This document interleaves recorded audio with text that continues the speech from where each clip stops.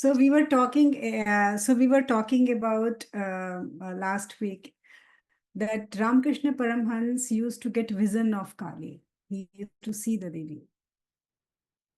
So the first time when he saw Devi, he saw her like standing on the body of Shiva and like very beautiful, having a garland of skull.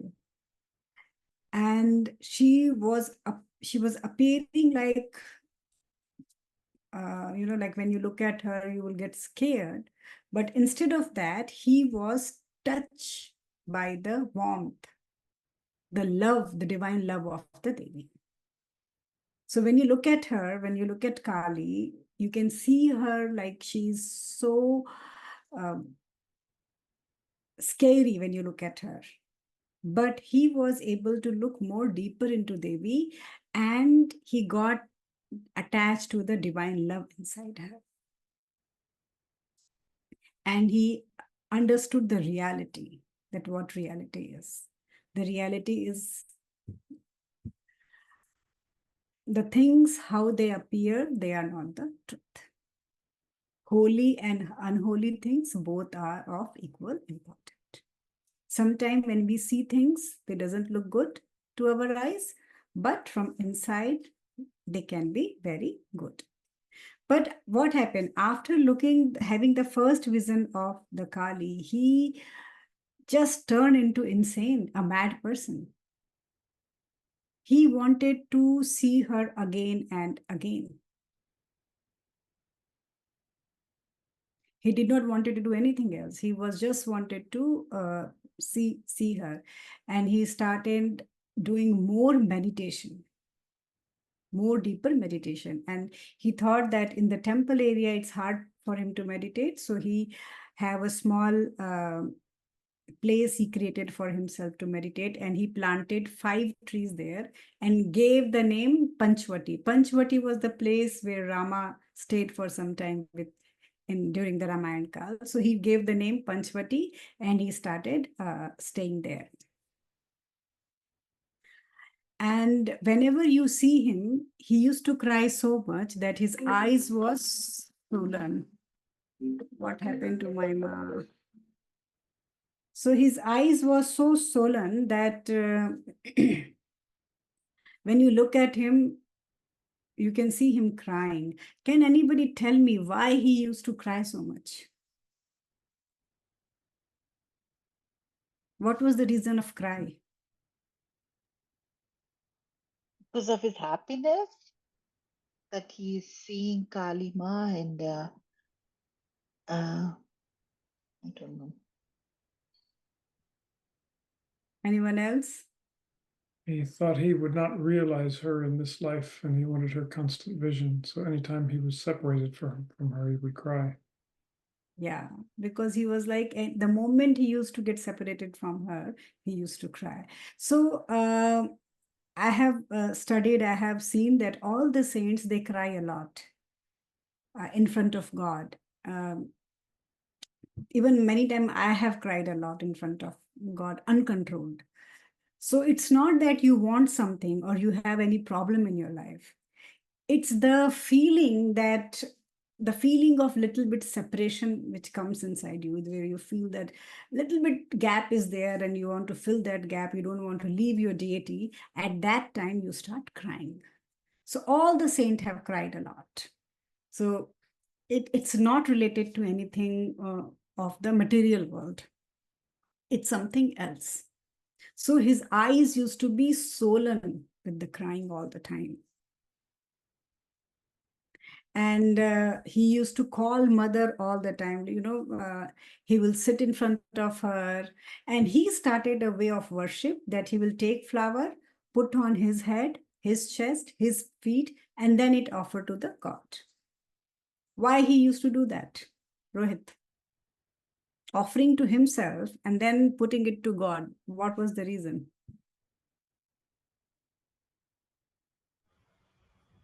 He was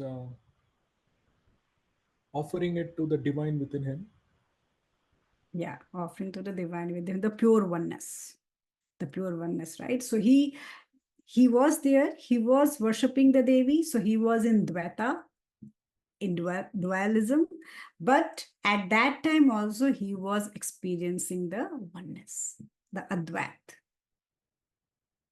that there was no difference in him and the Devi. They were same. So instead of offering it to Devi, he used to offer to him.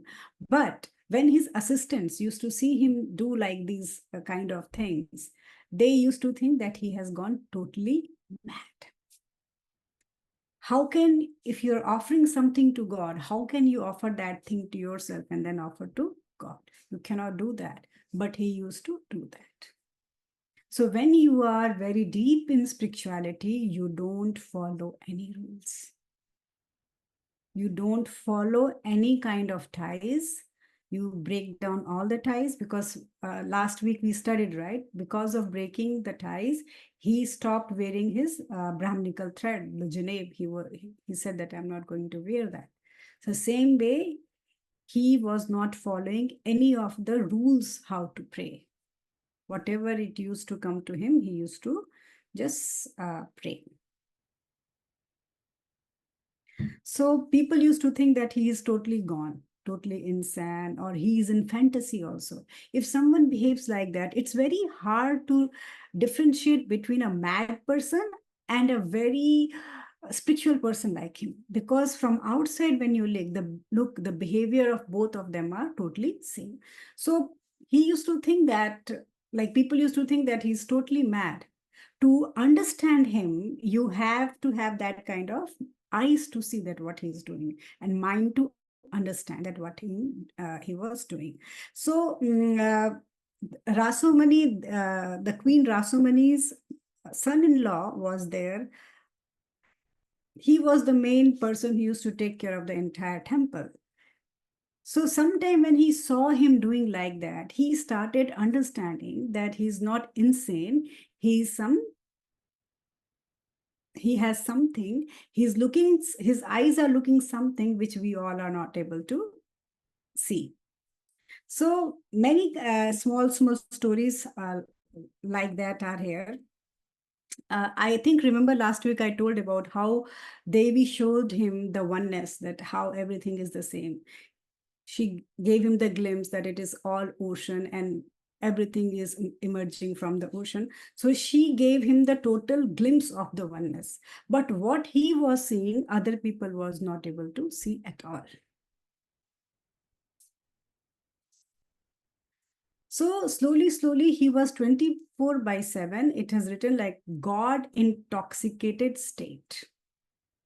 Like 24/7 in samadhi or in the trance. Like all the time thinking about Devi, behaving insane, crying for her, and trying to make her happy. For making her happy, he used to do everything. He used to cry, he used to dance, he used to sing, he used to talk to her, he used to feed her, that eat food. Or, he used to, like how we take care of a human body, that it's hot or it's cold. He used to take care like that to the Devi. But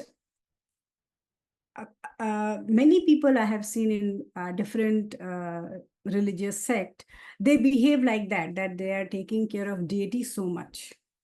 Like they will have a small deity in the house, they will feed the deity 4 times and take care of the deity.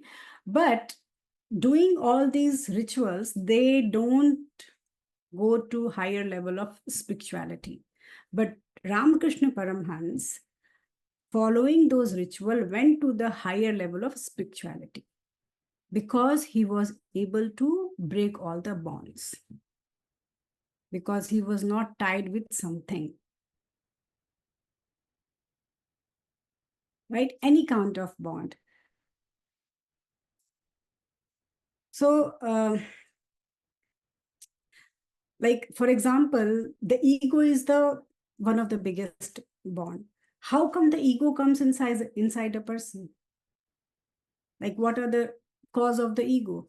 If you are born in a superior family, if you are good looking, if you have a lot of money, right? If you are able to help other people too much, if everything around you is very good. It gives you a lot of ego.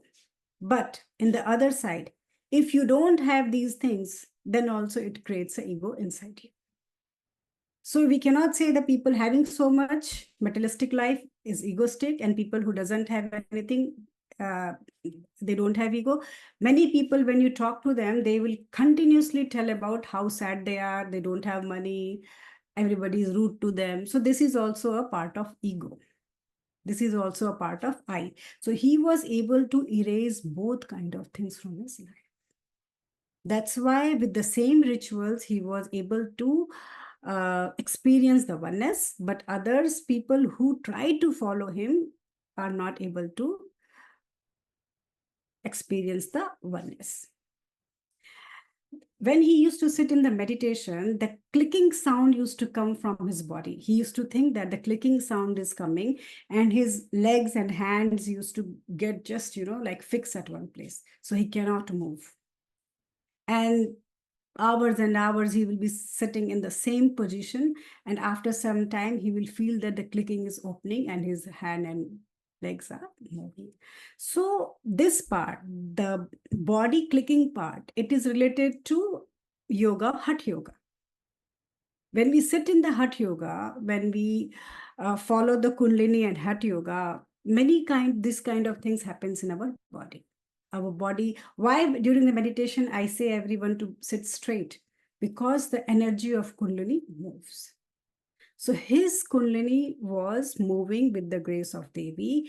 That energy used to lock him, protect him. So when he is in deep meditation, his body won't move at all. He will be in the same situation, and after that it will open up so he can do his regular things in his life.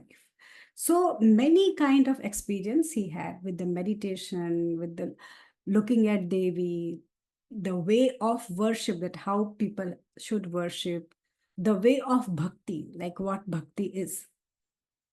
Then he had a vision that he saw that the waves of molten silver, and then he saw the mother rising from this waves of silver, like first her feet, then waist, body, and face. He saw everything. And when he saw that roop of Devi, he became like a stone. He went in totally trance. No one has experienced divine. Maybe people have experienced, but no one has documented it, that when you see how it looks. So when he saw this glimpse of Devi, when coming out of the silver waves, his body got totally into trance.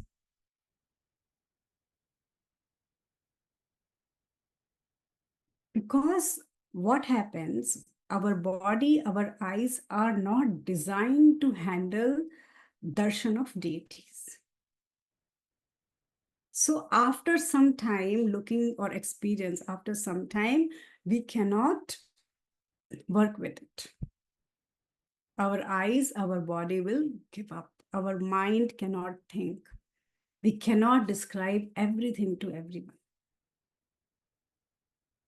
So after that, his state became more into trance, deeper into samadhi, becoming like a stone, no movement. When you look at him from far, you can see that that person is no more. The person is died. But no, he used to be in deep samadhi. So when people goes in samadhi, the need of breath is gone. You don't have to breathe too much when you are in samadhi. Can anyone tell me why we don't need to take breath when we are in deep samadhi? How we survive? Okay, in Pranamaya Kosha, who wants to tell me that where is the prana in the body? The prana is from chest, throat, and mind area. The prana stays here. In the Pranamaya Kosha, the first one, right? The prana is here. Then the second one, I forgot the name of the Vayu, the second Vayu. Remember, that is the Vayu which the prana is the responsible to bring the breath inside. Yeah. Right? When you take breath, the prana takes it inside. So Apanavayu. remember? So Yeah, that's when the one that goes down, the Apanavayu. Apanavayu. Apanavayu. So Apanavayu is responsible to take the prana in the body, but the prana is there inside us. So if we are not breathing for some time, we can survive. And when you go frequent in samadhi, you have a very sattvic lifestyle, you have increase of prana inside you.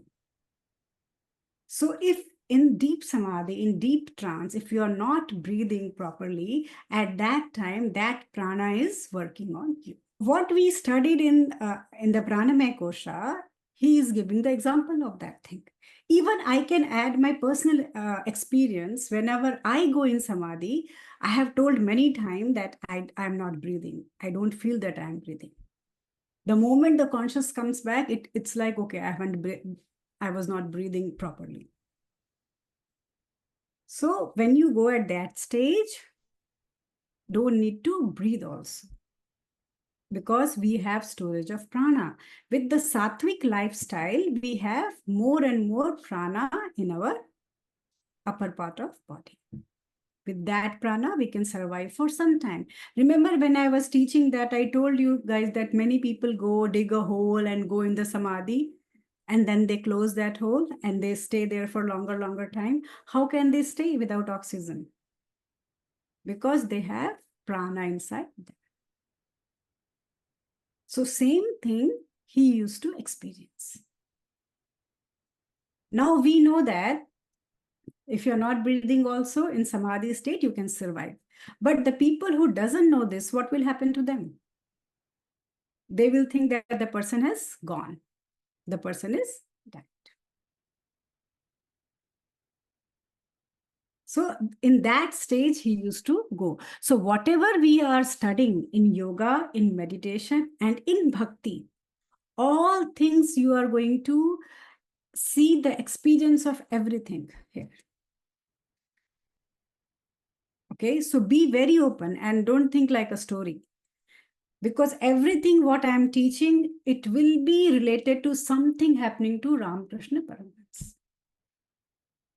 We can understand like this, that God created him, the cosmos created him. So everything which has been said in all the spiritual books, the experience he can add to that things. So he was like that. That's why when he used to be sitting idle like a stone, from outside you will feel he's not breathing, but he used to have enough prana inside to sustain for longer and longer time. So that was his one of thing. Now, after that, he used to take a plate and request Ma to eat. And people say that many times the food from his plates will be disappeared. We don't know. He used to eat it, feel like I'm a Devi, and maybe he used to eat it, or the Devi used to eat it. We don't know that. But according to me, I feel like because he used to close the room of the Devi. So maybe he used to think that I am Devi and eat the food and satisfy himself, and then feel that the Devi is also satisfied. I have not seen that thing, so I cannot comment too much on this, but he used to stand in front of her with the plate of food for hours and hours and sing and talk and dance and try to entertain her.